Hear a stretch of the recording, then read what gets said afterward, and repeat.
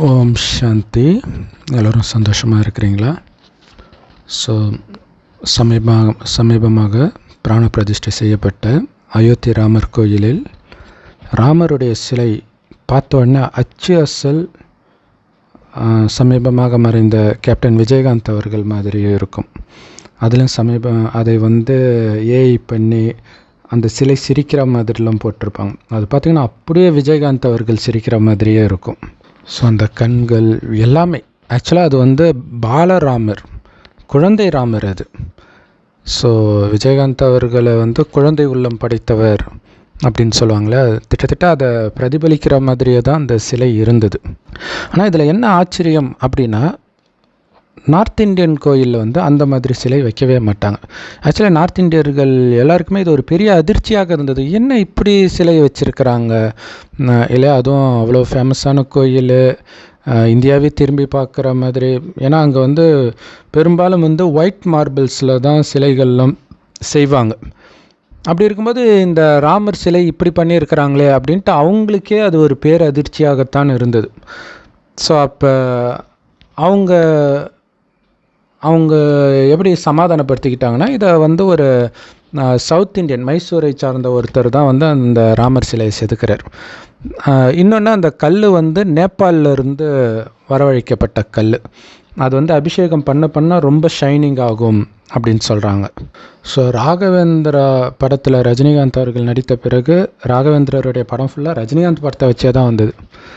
So அந்த மாதிரி இப்போ இனிமேல்ட்டு வரக்கூடிய ராமர் படம் எல்லாமே விஜயகாந்த் அவர்களுடைய முக சாயல்லே வந்தாலும் ஆச்சரியப்படுறதுக்கு இல்லை. ஆனால் விஜயகாந்த் அவர்கள் எனக்கு தெரிஞ்சு அப்படி எந்த படத்துலையும் ராமராக நடித்தது இல்லைன்னு நினைக்கிறேன். ஒரு படத்தில் சிவனாக நடிச்சிருக்கிறாரு. ஸோ ஒரு சில நடிகைகளுக்கு கோயில் கட்டுறதெல்லாம் நம்ம கேள்விப்படுறோம். ஆனால் இங்கே சாமிக்கு கட்டின கோயிலே ஒரு நடிகருடைய முகசாயல் அமைஞ்சிருக்கிறது ரொம்ப ரொம்ப ஆச்சரியமான விஷயமாக இருக்குது. ஸோ அதிலும் நம்ம தமிழ் நடிகரை சார்ந்த ஒரு உண்மையிலே போற்றுதலுக்குரிய குணம் கொண்ட விஜயகாந்த் அவர்களுடைய முகசாயலில் வந்தது உண்மையிலே நமக்கு ஒரு விதத்தில் பெருமையாகவும் இருக்குது. ஸோ இவர்கள் அந்த சிலையை கருப்பாக வடித்ததற்கு பல காரணங்கள் இருந்தாலும் அதில் உண்மையில் ஒரு ரகசியம் இருக்குது இல்லையா? இது பார்த்திங்கன்னா 500 வருடம் கழித்து அயோத்தியில் மீண்டும் ராமர் வந்திருக்கிறார் அப்படின்னு இந்தியாவே கொண்டாடிச்சு. ஏன்னா 500 வருடத்திற்கு முன்பு முகலாய மன்னனால் தரைமட்டமாக்கப்பட்ட கோயில் அது. தரைமட்டமாக்கி அவன் மசூதியை கட்டினான். ஸோ அதை மீண்டும் இடிச்சிட்டு இப்போ மீண்டும் அதே இடத்தில் ராமர் கோயில் வந்திருக்குது. ஸோ அப்போ 500 வருடம் கழித்து மீண்டும் அங்கு ராமர் வந்திருக்கிறார் அப்படிங்கிறோம். ஸோ இது ஒரு விதத்தில் பார்த்திங்கன்னா இந்தியாவின் மன்னனுடைய அடையாளத்தை வீழ்த்திய ஒரு வெளிநாட்டுக்காரனுக்கு எதிராக எடுக்கப்பட்ட ஒரு விஷயத்தின் இறுதி வெற்றி அப்படி பார்க்குறாங்க இதை. ஏன்னா ராமர் இந்தியாவை ஆண்டவர். ஸோ அதனால தான் ராமராஜ்யம் வேண்டும் அப்படின்றாங்க. ஸோ ராமராஜ்யம் பாரதத்தில் வேணும்னாலே என்ன அர்த்தம்? அவர் இங்கே ஆண்டு இருக்கிறார், மீண்டும் அவருடைய ஆட்சி வரணும் அப்படின்னு தான் அர்த்தம். ஆனால் இங்கே ராமராஜ்யம் வேணும்னு சொல்கிறவங்க அந்த அர்த்தத்தில் சொல்லலை இல்லை. இவங்க சொல்கிற அர்த்தம் இந்து ராஜ்யம் அப்படி புரிஞ்சுக்கிறாங்க ராமராஜ்யம் அப்படிங்கிறத. ஆனால் உண்மையிலே மீண்டும் ராமரே வருவார் அப்படிங்கிறது அவங்களுக்கு தெரியாது. நம்ம ஏற்கனவே அதை பற்றி வீடியோ போட்டிருக்கிறோம். இது 500 வருடம் கழித்து ராமர் வந்ததாக சொல்கிறாங்க. ஆனால் உண்மையில் கூட ஒரு 0 போட்டிங்கன்னா 5000 வருடம் கழித்து உண்மையில் ராமர் வந்து கொண்டிருக்கிறார் அப்படிங்கிறது தான் உண்மை. ராமர் மட்டும் கிடையாது, ஸ்ரீகிருஷ்ணர், 33 கோடி தேவதைகள் சொல்கிறோம் இல்லையா, அத்தனை பேரும் இப்போ குழந்தைகளாக உருவாகிட்டு இருக்கிறாங்க. ஏன்னா அந்த ராமருன்ற உடலுக்கு தசரதன் அப்பாவாக இருக்கலாம், கிருஷ்ணருன்ற உடலுக்கு ஒருத்தர் அப்பாவாக இருக்கலாம். ஆனால் இந்த அத்தனை தேவதைகளின் ஆத்மாவுக்கும் அப்பா ஒரு சிவன். அவரை தான் அல்லாஹ் பரமபிதான்றாங்க, கடவுள் ஒருவரே. ஸோ அந்த ஒரு கடவுள் படைத்த தேவதைகள் தான் இந்த பாரத பூமியை 5000 வருடத்திற்கு முன்பு ஆட்சி செய்தார்கள். முதல் 2500 வருடம் இந்த பூமி சொர்க்கமாகவே இருக்கும். அடுத்த 2500 வருடம் இந்த பூமி நரகமாக ஆனதுக்கு காரணம், சொர்க்கத்தில் உடல் உணர்வே இல்லாமல் இந்த உடலை இயக்கக்கூடிய ஆத்மா நான்ற உணர்வில் இருந்ததுனால சதா ஆனந்தமாக இருப்பாங்க. ஏன்னா ஆத்மாவுடைய உண்மையான குணம் ஆனந்தம். அதனால் தனக்குத்தானே திருப்தியாக இருப்பாங்க. வெளி உலகத்து விஷயத்தை சார்ந்து அவங்களுடைய திருப்தியோ சந்தோஷமோ அமைதியோ இருக்காது. ஸோ அதனால் அவங்களுக்குள்ள தெய்வீக குணம் எப்போவுமே வெளிப்பட்டுட்டு இருக்கும். ஏன்னா வெளி உலக விஷயத்தை சார்ந்து உங்கள் அன்பு, அமைதி, ஆனந்தம் இருந்துச்சுன்னு வச்சுக்கோங்களேன், அது ஏமாற்றத்தை கொடுக்கும்போது என்னாகும், உங்களுக்குள்ள அசுர குணம் வர ஆரம்பிச்சிடும். ஸோ சொர்க்கத்தில் வெளி உலக விஷயத்தில் மயங்காத காரணத்தினால தான் அவங்களுக்குள்ள காமம், கோபம், பற்று, பேராசை, அகங்காரம் போன்ற அசுர குணங்களே இல்லாமல் பரிசுத்தமான குழந்தை மாதிரி இருந்தாங்க சொர்க்கத்தில் வாழ்ந்த அத்தனை பேரும். அதனால தான் இயேசு கூட குழந்தை மாதிரி ஆகாமல் சொர்க்கத்துக்குள்ளே போக முடியாதுன்னு சொல்லியிருப்பார். சரி, 5000 வருடத்தில் முதல் 2500 வருடம் சொர்க்கமாக இருக்கும்போது தேவதைகளாக இருந்தவர்கள் இப்போ எங்கே போனாங்க அப்படின்னா எங்கேயும் போகல. மறுஜன்மம் எடுத்து அடுத்த 2500 வருடம் இதே பூமி நரகமாகும்போது காமம், கோபம், பற்று, பேராசை, அகங்காரத்துக்கு அடிமையாகி ஆரோக்கியம், அழகு, செல்வம், நிம்மதி எல்லாத்தையும் இழக்கிறாங்க. வேறு யாரும் இல்லை, அது நாம தான்.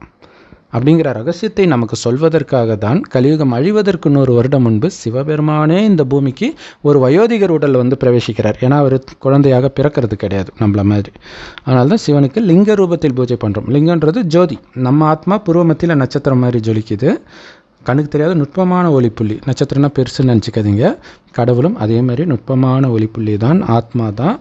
அவருக்கும் நமக்கும் வித்தியாசம், நாம் தாயின் கர்ப்பத்தில் பிறந்து பிறப்பிறப்பு சக்கரத்தில் வருகிறோம், அவர் வருவது இல்லை. இருந்தாலும் இந்த ரகசியத்தை வெளிப்படுத்தணும்னா அவர் வந்தால் தான் முடியும், அவருக்கு மட்டும்தான் தெரியும். அதனால் ஒரு வயோதிகருக்கு வந்து அந்த வயோதிகருக்கு பிரம்மான் பேர் வச்சு அவர் வாய் வழியாக இறைவன் கொடுக்குற ஞானத்தை தான் முரளி அப்படின்னு அனைத்து பிரம்மகுமாரிகள் ராஜயோக தியான நிலையத்திலும் முற்றிலும் இலவசமாக போதிக்கப்படுது. யூடியூப் வெப்சைட்ஸ்லாம் இருக்குது, அதோட லிங்க் இந்த வீடியோக்கு டிஸ்கிரிப்ஷனில் கொடுக்குறோம், அவசியம் பார்த்து பயன்பெறுங்கள். இப்போ என்ன கடவுள் சொல்கிறார் அப்படின்னா, இந்த 5000 வருடத்தில் ஆரம்பத்தில் ஆத்மா 100% தூய்மையாக இருந்ததுனால அவ்வளவு அழகாக வெள்ளையாக, குணங்களும் உடல் மட்டும் இல்லை மனசும் வெள்ளையாக தெய்வீக குணங்கள் நிரம்பியவர்களாக இருப்போம். அதுக்கேற்ப செல்வமும் அளவற்று இருக்கும். தங்க செங்கற்களால் கட்டப்பட்ட மாட மாளிகையில் இருப்போம்னா எவ்வளோ பணக்காரராக இருப்போம்னு யோசிச்சு பாருங்கள். இயற்கையும் ஃபஸ்ட் கிளாஸாக இருக்கும். உணவு எல்லாமே அளவற்று இருக்கும். அது மட்டும் இல்லை, சிங்கமும் பசுவும் ஒன்றா தண்ணி குடிக்கும். விலங்குகளிடம் கூட நாம் இப்போ சொல்கிற மிருக குணங்கள் இருக்காது. ஒன்றோடு ஒன்று அன்பாக தான் இருக்கும். எதுவும் இன்னொரு விலங்கு ஆட்சியெல்லாம் சாப்பிடாது. எல்லாமே தாவரத்தை மட்டுமே சாப்பிடும். இது பைபிள் குரான்லேயே இருக்குது, இதுக்கான ப்ரூஃப். ஸோ அப்படி இருந்தவர்கள் ஆத்மாவில் கவனம் கொண்டிருந்ததால் தெய்வீக குணத்தை வெளிப்படுத்திய மனிதர்கள் எப்போ ஆத்மான்றதை மறந்து உடல் உணர்வுக்கு வராங்களோ நரகத்தில், அதாவது 2500 வருஷம் கழிச்சு, அப்போ தான் அவங்க வந்து புலனின்பத்துக்கு அடிமையாகிறாங்க. காமம், கோபம், பற்று, பேராசை, அகங்காரம் அவங்களுக்குள்ளே வெளிப்படுது. இது அவர்களை மட்டும் தாக்கலை, சுற்றி இருக்கக்கூடிய வாயுமண்டலத்தையே தாக்கி மற்ற விலங்குகளுக்கும் இப்போ சொல்கிற அந்த மிருக குணம்லாம் வர ஆரம்பிக்குது. ஸோ அப்போ தான் ஒன்றோட ஒன்று அடித்து சாப்பிடுது. மனிதனுக்குள்ளே காமம் வர ஆரம்பிக்குது. கோபம், பற்று, பேராசை, அகங்காரம், நிறைய பாவம் மேலே பாவம் செஞ்சு அனைத்தையும் இழந்துட்டான் இப்போ. ஏன்னா பாவத்துக்கு தண்டனையும் கிடைக்கும் இல்லையா? ஸோ அதனால் விதவிதமான நோய்கள், குடும்பத்துக்குள்ள பிரச்சனை, நாடுகளுக்கு இடையில் யுத்தம், இயற்கை சீற்றங்கள் எல்லாமே வருது. இந்த நேரத்தில் நம்மை காப்பாற்றத்தான் சிவபெருமான் வரார். அப்போவும் வரலன்னா அப்படி ஒரு கடவுள் இருந்து என்ன பிரயோஜனம் இல்லையா? ஸோ இறுதியில் வருவது சிவபெருமானை தவிர மனிதர்கள் நினச்சிட்டு இருக்கிற மாதிரி கல்கி பகவானோ இயேசுவோ ரெண்டாவது வர்றது கிடையாது. ஏன்னா இந்த 5000 வருடன்றது ஒரு கல்பம். அதில் ஒருத்தருக்கு ஒரு தடவை தான் பார்ட். கிருஷ்ணருடைய பார்ட் ஆரம்பத்தில் சத்தியுகத்தில் முதல் ஜென்மமே அவர் தான் எடுக்கிறார். ஆனால் வேதத்தில் தவறுதலாக துவாபர யுகத்தில் போட்டாங்க. துவாபர யுகம் ஆக்சுவலாக நரகம். சத்தியுக திரேதாயுகம் தான் சொர்க்கம். கிருஷ்ணர் என்ன பாவம் பண்ணார்? நரகத்தில் வந்து பிறக்கிறதுக்கு. ஸோ நரகத்தில் தான் மதங்கள் எல்லாம் உருவாகுது. மதஸ்தாபகர்கள் எல்லாம் அங்கே தான் பிறக்கிறாங்க. ஸோ மதங்கள் உருவாகுறதுன்னா என்ன அர்த்தம்? மதம்னா ஒரு வழி. ஏற்கனவே ஒரு வழி இருக்குது, தேவதைகளுடைய வழி. ஆனால் அவங்களே வந்து காமத்தில் விழ ஆரம்பிக்கிறாங்க. ஸோ அப்போ அந்த வழி தப்புன்ட்டு ஒரு மதம் வருது. அது தப்புன்னு அடுத்த ஒரு மதம் வருது. அது தப்புன்னு இன்னொரு மதம் வருது. அப்போ எப்படி இவங்களாம் நிம்மதியாக ஒற்றுமையாக இருக்க முடியும்? அதனால தான் இதை வந்து சாத்தானின் ராஜ்யம், ராவண ராஜ்யம் அப்படின்னு சொல்லப்படுது. காமம், கோபம், பற்று, பேராசை, அகங்காரம் இந்த 5 விகாரம் ஆணிடமும் இதே 5 விகாரம் பெண்ணிடம் உள்ள இணைந்த ரூபம் தான் 10 தலை ராவணன். மற்றபடி ராமாயணத்தில் சொன்ன மாதிரி 10 தலை தூக்கிட்டு எவனும் கிடையாது. சொர்க்கத்தில் திரேதாயுகத்தில் ஒரு ராமரில் ராம வம்சமே இருக்கும். முதலாம் பல்லவன், 2ஆம் பல்லவன் மாதிரி 12 ராமர் வம்சம் இருக்கும்.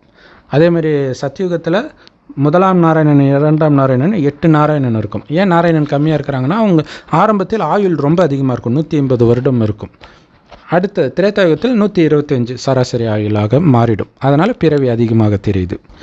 ஸோ இப்போ மறுஜன்மம் எடுக்க எடுக்க என்ன ஆகுதுன்னா மனிதனுடைய குணம் கொஞ்சம் கொஞ்சமாக குறையுது. ஆத்மாவுடைய சக்தி குறையிறதுனால கெட்ட குணங்கள் அதிகமாகுது. இப்போ கெட்ட குணங்கள் மட்டும்தான் இருக்குது, நல்ல குணங்கள் எங்கேயோ கொஞ்சம் கொஞ்சம் ஒட்டிக்கிட்டு இருக்குது, அவ்வளோதான். இந்த நேரத்தில் தான் சிவபெருமான் பிரம்மா மூலமாக கொடுக்குற அந்த ஞானம் முரளியில், சொர்க்கத்தில் நீங்கள் எப்படியெல்லாம் இருந்தீங்க, பச்சை குழந்தை மாதிரி உங்களுடைய குணம் இருந்துச்சு, காமம்னா என்னன்னே தெரியாது, அப்போ எப்படி குழந்தை பிறக்குன்னா கணவனும் மனைவியும் நமக்கு ஒரு வாரிசு வேணும்னு நினைக்கும்போது மனைவி கர்ப்பமடைவாளே தவிர தேகம் சம்பந்தப்பட்ட எந்த விதமான விஷயமும் அங்கே நடக்காது. தேகத்தில் அவங்க மயங்கவே மாட்டாங்க. ஏன்னா அவங்களுடைய கவனம் எல்லாம் ஆத்மாவில், அழிவற்ற ஆத்மாவில் இருக்குமே தவிர அழியக்கூடிய உடலில் இருக்காது. அதனால தான் அவங்களை கோயில் கட்டி கும்பிட்றோம். ஸோ அப்படி இருந்ததே நீங்கள் தான், மீண்டும் அந்த மாதிரி நீங்கள் ஆகணும் அப்படின்ற ஞானத்தை கொடுக்கத்தான் கடவுள் வரார் சிவபெருமான். ஸோ சொல்கிறார், முதல்ல உங்களை ஆத்மான்னு உணருங்க. ஆனால் உணர முடியல, வெளி உலக விஷயத்துக்கு மயங்கி மயங்கி அதுக்கு அடிமை ஆகிட்டோம். அப்போ அந்த சக்தி, ஆத்மாவுக்கு சக்தி வேணும். அந்த சக்தியை நிரப்புவதற்குத்தான் சிவபெருமானை நினைக்கிறோம். அவர் செம்பன் நிறமான ஒளி உலகத்தில் நட்சத்திரம் மாதிரி இருக்கிறார். அந்த உலகத்தை பரந்தாமம்னு இந்துக்களும் பரலோகம்னு கிறிஸ்தவர்களும் சொல்லுவாங்க. ஸோ அங்கே இருக்கக்கூடிய கடவுளைத்தான் சிவன், அல்லாஹ், பரமபிதான்னு சொல்கிறாங்க. கடவுள் ஒருவரே. ஸோ செவ்வானத்தில் நட்சத்திரம் மாதிரி எவ்வளவு முடியுமோ அவரை நினைவு பண்ணிக்கிட்டு, நான் அழியக்கூடிய உடம்பில் அழிவற்ற ஆத்மா, 5000 வருடமாக அதிகபட்சமாக 84 பிறவிகளை எடுத்திருக்கிறேன், 84 தாய் தந்தை எனக்கு இருந்திருக்கிறாங்க. ஸோ அப்போ இதெல்லாம் ஏன் நீங்கள் நினைக்கிறீங்க அப்படின்னா, இப்போ இருக்கிறது நிரந்தரம் கிடையாது இல்லையா, இது அனாதியாக இருக்கும் இந்த ஆத்மா இல்லையா, திரும்ப இந்த உடலை விட்டு இன்னொரு உடலை எடுக்கும். ஆனால் நல்ல விஷயம் என்னென்னா, இப்போ நரகம் அழிந்து மீண்டும் சொர்க்கம் வரப்போகுது. அந்த சொர்க்கத்தில் உங்களுக்கு இருந்த அதே தெய்வீக குணத்தை இப்போ நீங்கள் எடுத்துகிட்டு வரணும். ஸோ அப்போ குழந்தையை விட நீங்கள் பரிசுத்தமாக ஆகணும். ஸோ அதுக்கு தான் இறைவன் அந்த ஞானத்தை கொடுக்குறார். முதல் ஞானம் ஆத்மானு சிவபரமாத்மாவுடைய நினைவிலேயே இருங்க. அடுத்தது அந்த முரளி கேட்க கேட்க காமம், கோபம், பற்று, பேராசை, அகங்காரம் எல்லாம் கொஞ்சம் கொஞ்சமாக நம்ம விட்டு போகும். குறிப்பாக உடல்ன்ற உணர்வு விட்டு போயிடும். வெறும் ஒளிப்புள்ளியாக நான் இருக்கிறேன்ற உணர்வில் நிலைக்கும்போது தான் உலக அழிவு ஸ்டார்ட் ஆகும். ஸோ உண்மையிலே கடவுளுக்கு குழந்தையாக இந்த கலியுகத்தின் கடைசி 100 வருடம்தான் நாம் ஆகிறோம். இங்கே குழந்தை அப்படிங்கிறது ஆத்மாவை சொல்கிறோம், உடம்பு சொல்லலை. ஏற்கனவே நம்ம ஒரு லௌகீக தாய் தந்தைக்கு பிறந்திருப்போம், உடலோடு தான் இருப்போம். இறைவனுடைய ஞானத்தை கேட்டவுடன் அவருடைய நேரடி குழந்தையாக ஆகிறோம். எதுக்காக? சொர்க்கத்தில் அந்த 33 கோடி தேவதையில் ஒருவராக மாறுவதற்காக இந்த ஞானத்தை எடுக்கிறோம். இப்போ கலியுகத்தின் இறுதியில் நாம் எப்படி இருக்கிறோம் அப்படின்னா, காமம், கோபம், பற்று, பேராசை, அகங்காரன்ற சாக்கடையில் மூழ்கி கருப்பாயிடுச்சு. ஆத்மாவும் சரி, உடம்பும் சரி. ஸோ அது கருப்பு, உடம்பு கருப்புன்றது கருப்பான கலர் மட்டும் கிடையாது, நோய், இந்த மாதிரி பல குறைகளோடு இருக்கிறது. அதேமாரி ஆத்மாவும் மனமும் அந்த மாதிரி மோசமாகிடுச்சு. இந்த நேரத்தில் இறைவன் ஞானத்தை கொடுக்கிறார். அதாவது இறைவனுடைய குழந்தையாக ஆகும்பொழுது நாம் கருப்பாக இருக்கிறோம். ஆனால் கொஞ்சம் கொஞ்சம் கொஞ்சமாக இறைவனை நினைக்க நினைக்க ஆத்ம தூய்மையாகிக்கிட்டே இருக்குது. ஸோ ஆத்ம தூய்மை ஆகிறதுனால உடம்பு வெள்ளையாகிடாது இல்லையா. இங்கே இருக்கிற உடம்பு திடீர்னு வெள்ளையாயிடுமா கருப்பாக பிறந்தவங்க? இருக்காது இல்லையா. ஸோ இப்போ இந்த கலியுகம் அழிந்து சத்தியுக சொர்க்கம் உருவாகும் பொழுது இந்த உடலை விட்டு ஆத்மா பிரிந்து எடுக்கிற உடல் பர்ஃபெக்டான உடலாக இருக்கும். ஏன்னா ஆத்மா பர்ஃபெக்ட் ஆகிடுது, இறைவனை நினச்சி நினச்சி தூய்மை ஆகிடுது. ஸோ அங்கே உடல் அவ்வளவு அழகாக இருக்கும். ஸோ அதனால தான் இங்கே ராமர் குழந்தையாக காட்டும்போது கருப்பாக காட்டுறாங்க. அதாவது இப்போ இல்லை, கிருஷ்ணர் கூட அதேமாரி கருப்பாக சிலைகள் இருக்கும். ஸோ இப்போ கருப்பாக இருக்கிறவங்க தான் வளர வளர வளர வளர இங்கே வளர்றது அப்படின்னு சொல்கிறது ஆத்மாவை குறிக்கிறது இல்லையா. அது தூய்மை ஆன பிறகு அப்பா வீட்டிலருந்து மாமியார் வீட்டுக்கு போகுது ஆத்மா.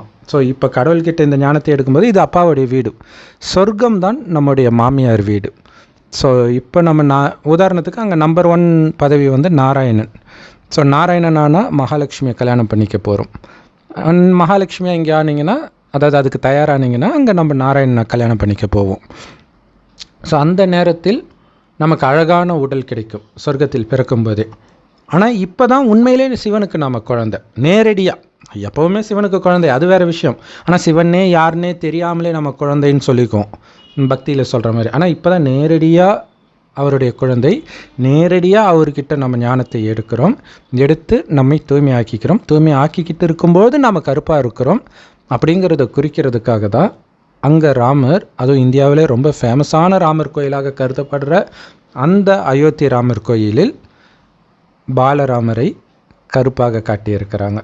ஸோ அப்போ அவர் ஞானத்தை எடுக்க ஆரம்பிச்சிருக்கிறார் அப்படின்னு அர்த்தம். ஸோ ஞானத்தை எடுத்து தன்னை தகுதிப்படுத்திக்கிட்டவுடன் உலகழிவு ஸ்டார்ட் ஆகிடும்.